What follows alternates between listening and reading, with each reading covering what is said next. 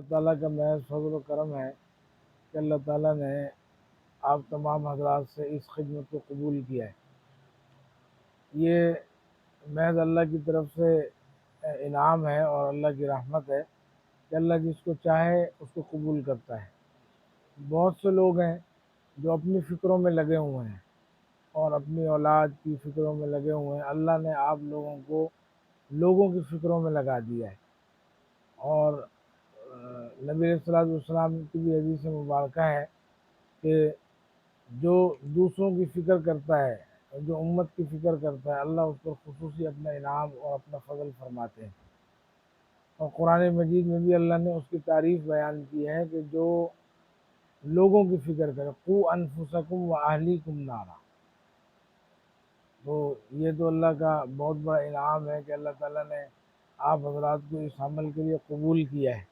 گزشتہ سال بھی آپ حضرات نے محنت کی ہے اور اس سال بھی محنت کی ہے، اور جس طرح جس مشکلات سے دوچار ہو کر آپ لوگوں نے یہ کام کیا ہے، یہ اللہ کی طرف سے خصوصی انعام ہے، اور اس کا اجر اللہ ہی دے گا۔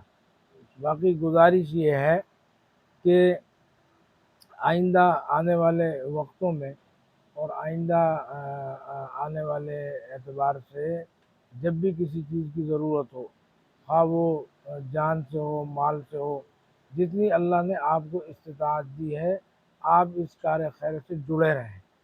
میں اکثر علی بھائی سے یہ بات کہتا ہوں، اطہر بھائی سے بھی یہ بات کہتا ہوں کہ رمضان کے علاوہ بھی آپ حضرات ایک دوسرے سے تعلق جو ہے وہ جوڑ کر کے رکھیں۔ بھئی ہم مسجد کے اندر نماز پڑھنے کے لیے آتے ہیں، تو نماز کا حکم کیا ہے کہ جماعت کا حکم کیوں دیا گیا؟ وہ اس لیے دیا گیا کہ آپ اپنے قرب و جوار کے لوگوں کے معاملات کو پہچانیں، سمجھیں کہ اس کی کیا ضرورت ہے، اس کی کیا ضرورت ہے، اس کی کیا ضرورت ہے۔ اور مسجد نبوی کے اندر بھی یہی سلسلہ ہوتا تھا کہ کوئی اگر کمزور ساتھی ہوتا تھا تو ایک صحابی دوسرے صحابی کے لیے کھڑا ہوتا تھا۔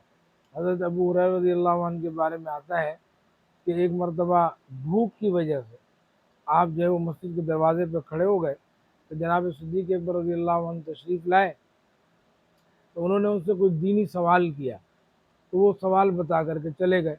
حضرت عمر رضی اللہ عنہ تشریف لائے، انہوں نے ان سے پھر وہی سوال کیا، وہ بھی پوچھ کر کے جواب دے کر چلے گئے۔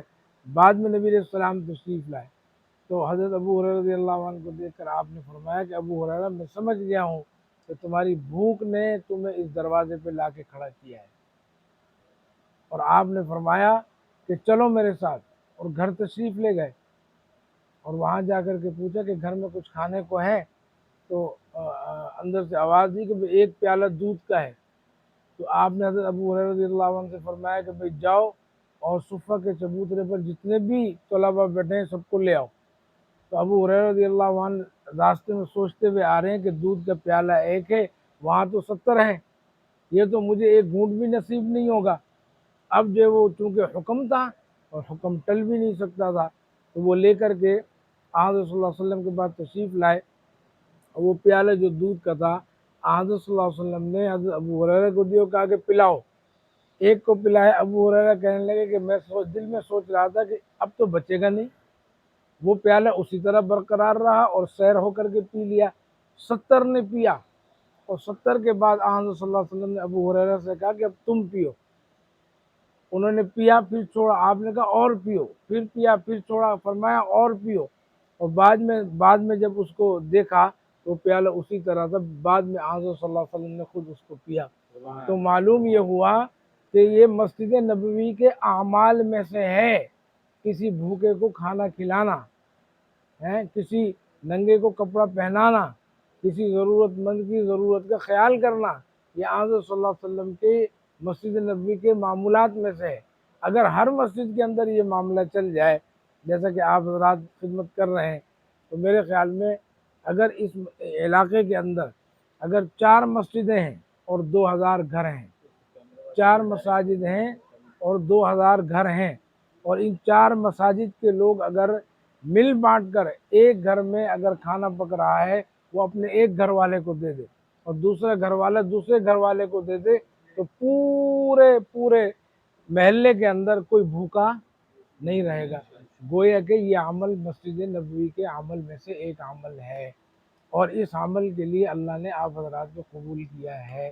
تو اب اس کے لیے آگے بھی جد و جہد جاری رکھیں، اور پورا سال ایک دوسرے سے رابطے میں رہیں، اور اپنے دلوں میں جتنی بھی کوئی اگر کسی کے بارے میں ذرہ برابر بھی کوئی بات ہو تو اس بات کو آج ہی دل سے نکال دیں۔